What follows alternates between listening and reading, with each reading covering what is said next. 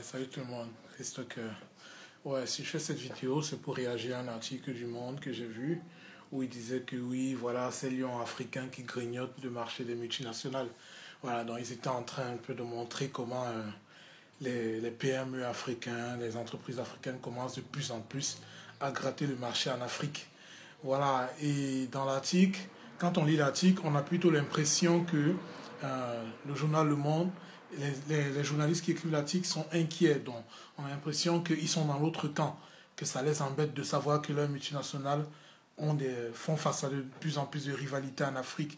Voilà, il parlait par exemple du cas d'Angote, qui est en train de faire des ravages en Afrique et qui se positionne vraiment comme un géant, qui cause des problèmes à Lafarge, qui cause des problèmes à Lafarge et tous ses sous-groupes. Il parlait par exemple d'une compagnie de soda en Angola qui cause des problèmes à Coca-Cola. Il parlait des trucs comme ça, Kenya et partout en Afrique. Donc, le problème, c'est que la façon dont ils expliquent la chose, on sent une inquiétude. On se dit, mais pourquoi êtes-vous inquiet alors si quelque part l'Afrique se développe, vu que vous avez toujours dit dans vos médias qu'il fallait aider l'Afrique, il fallait sortir l'Afrique de la misère, il fallait envoyer des aides humanitaires en Afrique. Vous avez toujours dit dans vos médias qu'il fallait sauver les Africains quelque part parce que voilà, il y a trop d'immigration pour qu'ils ne meurent plus dans la Méditerranée, aide au développement. Bon, si maintenant l'Afrique trouve elle-même une solution pour s'en sortir et qu'elle arrive à se mettre à fond dans l'entrepreneuriat, pourquoi ça vous embête? Vous devriez être content. Donc, ça, c'est surtout pour les Européens lambda qui ne sont pas mêlés aux politiques, qui aiment bien justement aider l'Afrique. Pourquoi ça? Qu'est-ce que vous pensez de ça? Est-ce que ça ne vous agace pas ça ne vous surprend pas de voir vos médias parler en mal du développement de l'Afrique par l'Africain? Est-ce que ça ne vous agace pas?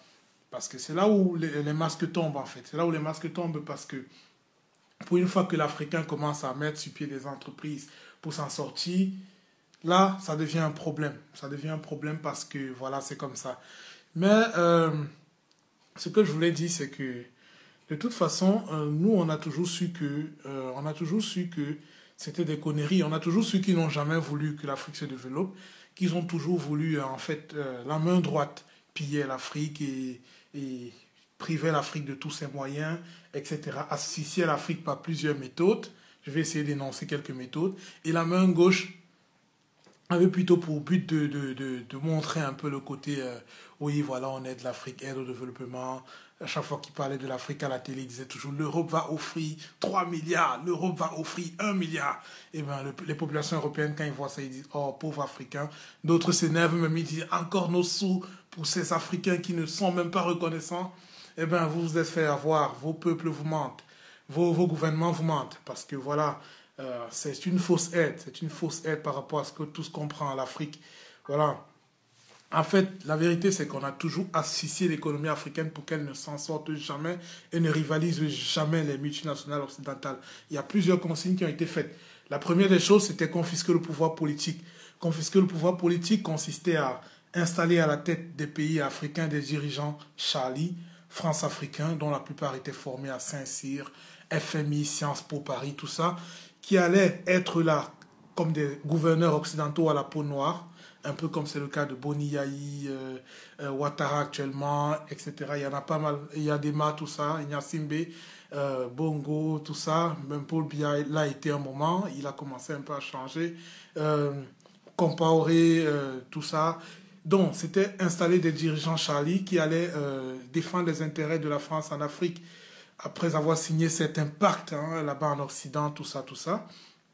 Et voilà, mais le problème, c'est que ces gens-là qui le faisaient, la deuxième chose, après ces gens, il y a eu le franc CFA. Le franc CFA dont le but premier était de tout faire pour ne pas financer l'économie africaine. Donc, il fallait imposer aux Africains une monnaie qui non seulement leur prend la moitié, c'était d'abord 100% à un moment, c'est descendu à 65%, ensuite 50% qui leur prend la moitié de leurs recettes pour soi-disant défendre la stabilité de la monnaie, en même temps imposer une rareté monétaire à ces pays par exemple, en n'imprimant que 21% des budgets de ces pays, alors qu'ils ont besoin de plus d'argent pour se financer, quand on n'imprime que 21%, et que la plupart, tout cet argent-là va dans des comptes en Suisse, ou bien va encore rembourser la dette, ou bien va encore retombe encore dans les mains des multinationales occidentales implantées en Afrique, qui aussitôt rapatrient cet argent, c'était impossible à vivre. C'était une pauvreté provoquée. C'est pour ça que le franc CFA faisait partie du complot. En provoquant la rareté monétaire, on a fait en sorte que les Africains n'aient jamais de l'argent entre les mains pour financer leurs entreprises. La troisième chose, c'était justement donner comme consigne claire aux banques occidentales de ne jamais prêter de l'argent aux Africains.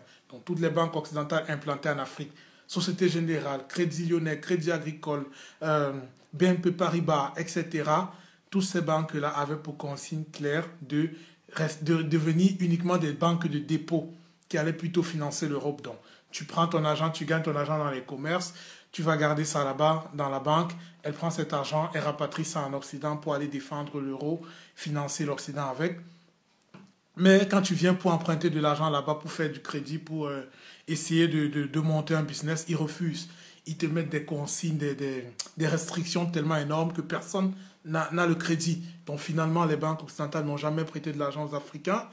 Et c'était normal, c'était le but, parce que s'ils prêtaient de l'argent à quelqu'un, si on te prêtait 50 000 euros, peut-être 25 millions de francs CFA, et que tu crées une entreprise qui allait rivaliser après Bolloré ou je ne sais pas quoi, sur 10 ans, c'était un scandale pour eux, ça allait faire tomber leurs intérêts. Donc ça, c'était la troisième chose. La quatrième chose, c'était évidemment le rapatriement immédiat de leurs fonds. Donc à chaque fois que les entreprises occidentales faisaient des recettes en Afrique, ils rapatriaient aussitôt cet argent. Dès que Bolloré fait l'argent, direct, il rapatrie. Orange fait l'argent, direct, il rapatrie. Lafarge fait l'argent par Simancam, il rapatrie. Toutes ces entreprises occidentales qui étaient en Afrique, qui sont implantées en Afrique, rapatrient aussitôt l'argent, que ce soit les boissons, Coca-Cola, Guinness, tout ça, ils rapatrient. Du coup, on a les populations qui se battent comme ils peuvent pour gagner de l'argent, qui vont consommer chez ces multinationales occidentales qui ont des monopoles en Afrique, qui, eux, ne reversent pas cet argent dans l'économie, rapatrient aussitôt cet argent. Du coup, l'argent fuit l'économie, il n'y a plus d'argent dans l'économie. Qu'est-ce qui se passe? C'est qu'on est encore de nouveau obligé de commencer à s'endetter, à s'endetter, à s'endetter. C'est comme ça qu'on arrive à l'Afrique sur 30 ans qui passe de 10 milliards de dettes à 540 milliards de dettes. Ça sort d'où? Alors que les gars n'ont jamais vu cet argent. C'est comme ça, c'est des manipulations qu'ils ont fait exprès pour maintenir l'Afrique dans la pauvreté et pour après venir avec des aides humanitaires, Médecins sans frontières, UNICEF, Oxfam, etc. Voilà, et aujourd'hui on voit bien que les Africains ont appris à contourner ça. Voilà, et comment est-ce que les Africains ont réussi à contourner le truc? Il y a d'abord premièrement les tontines. Donc, tout le monde connaît les tontines Bamileke et tout ça en Afrique, Igbo, tout ça en Afrique. C'est des gars qui, avec le peu d'économie qu'ils avaient, le peu de commerce qu'ils ont fait, ils ont commencé à faire des tontines, à se prêter de l'argent entre eux, crédit, entre eux, dans des mini-banques quelque part, des microfinances. Et grâce aux tontines, ils ont pu, certains, envoyer des enfants à l'étranger, certains devenir des gros groupes, des grandes quincailleries, Kiferou, Sorepco, tout ça, Foku, etc., Bijoux, machin, tous, dont ils ont pu devenir des grands groupes. On a même pu avoir aujourd'hui des gens comme Fosso Victor, des gens comme Fermancam, Soyou, les gens comme Soin, des gens dont on a eu des tontines qui ont rendu les Bamileke indépendants quelque part. Après les tontines qui ont sauvé quelques-uns dans l'économie, on a eu l'immense solidarité de certaines ethnies comme les Peuls au Cameroun, comme les Haoussa au Nigeria, les Yoruba. Ça aussi, cette solidarité-là, qu'on peut aussi donner au Cameroun, ça a permis aussi à certaines personnes de devenir un peu indépendants de la mainmise occidentale. Dans la troisième chose qui a fait que les gens deviennent indépendants, c'est l'allègement. J'avais noté ça, j'ai oublié. C'était quoi? Voilà, les transferts d'argent de l'Occident vers l'Afrique. Donc tous les Africains qui allaient se battre et tout partout en Occident, qui prenaient l'argent pour envoyer leur famille en Afrique, ça a contribué énormément à financer le développement de l'Afrique et l'émergence de certaines entreprises. Malgré que cet argent-là il y a énormément de taxes dessus et que Western Union s'est fait vraiment un beurre dessus. l'autre là, c'est quoi? Il y a Western Union, il y a Express Union, je ne sais plus comment on appelle l'autre. Voilà, en tout cas, MoneyGram, tout ça, ils se sont fait un beurre là-dessus. Mais qu'à cela ne tienne, on dit que c'est plus de 53 milliards d'argent qui a été rapatrié, qui est rapatrié chaque année en Afrique. Plus de 30 milliards, pardon, qui est rapatrié chaque année en Afrique par la diaspora. Donc, c'est une somme énorme qui a permis aux Africains de devenir un peu indépendants. Et la quatrième chose qui a permis aux Africains de s'en sortir un peu, c'est que les gouvernements, certains gouvernements vieillissants, comme justement celui du Cameroun de Paul Biya, ou certains autres, ont commencé à s'ouvrir un peu, à dire à Paris, tu me fais chier, laisse-moi ouvrir mon marché parce que voilà, mon peuple meurt quelque part. Et voilà, donc ils se sont un peu rebellés. Ils ont commencé à ouvrir le marché aux Chinois, ouvrir aussi le marché aux nationaux. Donc du coup, il y a de plus en plus d'entreprises nationales africaines qui, quand elles naissent, se tissent des liens avec le pouvoir en place, essayent de corrompre un peu le pouvoir en place, donner un peu d'argent, mais du moment que l'argent reste, parce que c'est l'argent des nationaux. Donc, c'est comme ça que beaucoup justement de Bamileke au Cameroun ont commencé à se lier au pouvoir en place et ils ont eu plein d'ouvertures. Dangote a pu pour la première fois s'installer au Cameroun, au Sénégal, un peu partout parce que voilà, avant ils n'arrivaient pas parce que la France donnait pour consigne de ne jamais concurrencer la fâche sur place. Maintenant que Dangote, que certains pays comme le Cameroun ouvrent pour la première fois la porte au Nigérian Dangote, qui est pourtant juste à côté, qui aurait dû être au Cameroun depuis longtemps, ça prouve bien que Paul Biya a un peu changé de camp. Et il y a plein d'autres exemples comme ça, quand on voit que les entreprises comme Camtel, comment on appelle ça, les fibres optiques s'installent de plus en plus au Cameroun et qu'il y a de plus en plus d'entreprises nationales comme Camtel qui décident de fournir ce que Orange était les seuls à fournir, ou MTN, tout ça. Donc ça montre bien une volonté des Africains de se libérer. Et on voit que pour la première fois, le pouvoir commence un peu à accepter que les Africains puissent eux-mêmes participer à leur développement. Voilà, donc c'était un peu ce que je voulais dire par rapport à cet article-là. Ça les agace, mais on les emmerde. On va reprendre le contrôle de notre économie de A à Z. L'entrepreneuriat, c'est tout ce qui nous reste, les gars. Laissons la politique. Les politiciens, c'est des gars qui se battent, qui s'entretuent là-bas. Tu vas aller en politique, tu vas mourir pour rien.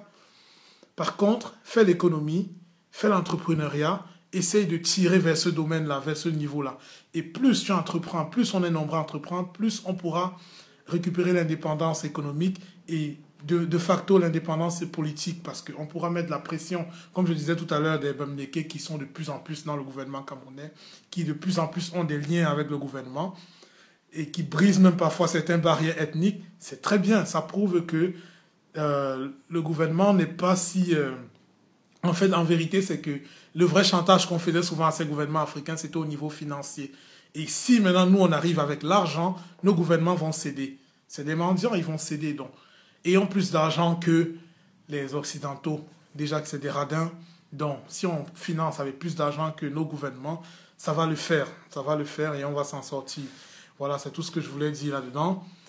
Politique, moi, je laisse tomber. C'est l'économie. Entrepreneuriat, jusqu'à ce qu'on ait des entrepreneurs africains partout et qu'on puisse combattre contre la mondialisation. On ne va pas sortir de la mondialisation, on va se battre à l'intérieur. Ils nous envahissent aujourd'hui de leurs produits grâce aux APE. On va se battre, on va sortir du franc CFA, avoir une monnaie très faible, développer l'agriculture locale, développer l'économie interne, développer des multinationales à l'intérieur du pays, l'industrie, tout ça. Et nous aussi, on va exporter et les envahir de nos produits. Car c'est la guerre, voilà.